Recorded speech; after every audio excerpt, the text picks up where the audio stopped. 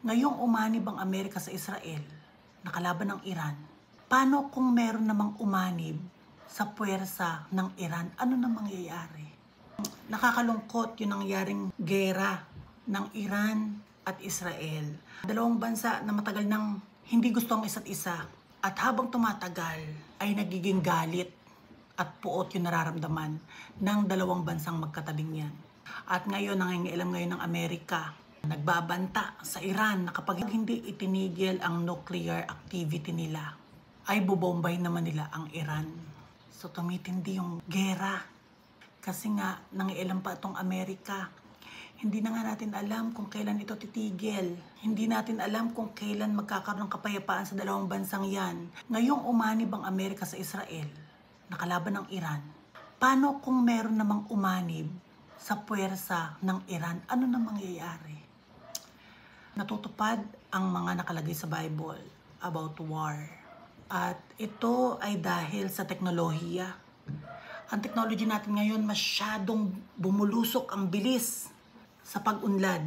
At ang isa sa pwedeng maging disadvantage or dahilan ay dahil sa kagandahan ng teknolohiya ay gagamitin para maging sandata laban sa ibang mga bansa na magkukos ng gera. Para yan dalawang magkapitbahay na parehas walang pakialam sa isa't isa. Nagkakaroon ng inggitan, tsismisan, pero habang tumatagal, yung isang kapitbahay ay nagkakaroon ng sandata, nagkakaroon ng armas, nawawala yung takot sa katabing bahay niya. Kaya sinasabi niya lahat ng gusto niyang sabihin, wala siyang pakialam kung magagalit yung kalapitbahay niya. Ang hindi niya lang alam, yung kapitbahay niya ay nakaprepare din. Meron na rin palang armas at wala na rin takot. Dahil sa technology, ang Iran at ang Israel ay parehas naging matapang dahil sa mga nagawa nilang pandigma. Kung lulugar tayo sa sitwasyon ng isang Iranian at alam natin sa sarili natin, hindi mo kami pwedeng maliitin. Meron akong armas. At sigurado ako, kampante ako ng armas na ito ay kakatakutan mo dahil ito ay malakas. Na sa kabilang panig, ang Israel ay ganun din ang pananaw.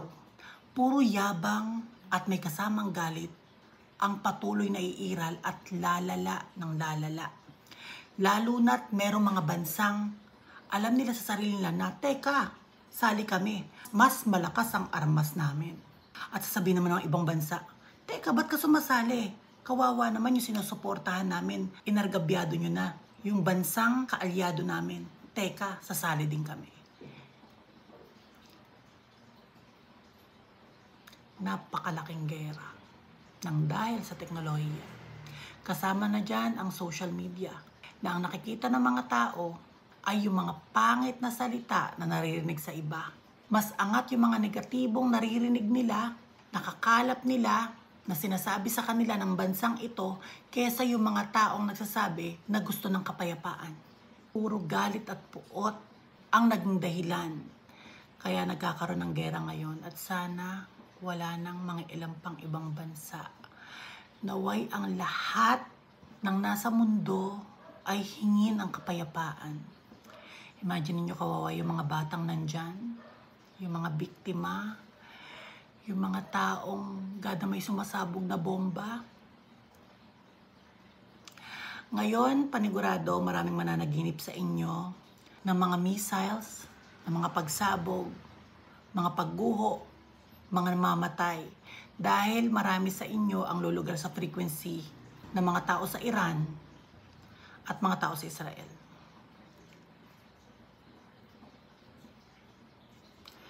Nakakalungkot. Pagdating ng araw, may tsansang magkaayos sila, dalawang bansa. Pero yung cause, dahil sa mga pinakawalan nilang mga bomba, yung pagkasira ng mundo, anong ibabalik sa atin yan? Ano yung aftershock niyan? Pagpatuloy nilang sinisira ang lupa, ang hangin. Bakit hindi magkaroon ng pagkakaintindihan na kung iba ang pinaniniwalaan ng iba, ay matuto tayong igalang. Kung may sarili tayong pinaniniwalaan, reliyon, kultura, kasarian, bakit kapag masyado tayong naniniwala sa pinaniniwalaan natin, yung paniniwala natin ay sumisira na sa ating pagbibigay respeto sa ibang tao na ibang pinaniniwalaan.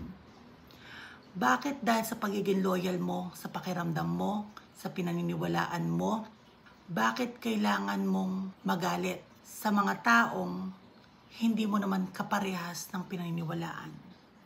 Sana bago tayo maging loyal sa mga reliyon, kasarian, kultura, o nakasanayan, sana marunong rin tayo kung paano respetuhin ang ibang tao na may sariling pinaniniwalaan. Para na sa ganon, walang gulo, magkakaiba yung faith, pero may pagkakasunduan. Ipanalangin natin na matigil ang gera at naway hawakan ng mga puso ng mga lider ng mga bansang ito na panahon na para itigil at magkaroon ng kapayapaan. At idamay ang mga karatig bansa na wag nang makisali. Dahil ang pakikisali ay pwedeng maging cause ng mas malaking gulo at pagkasira.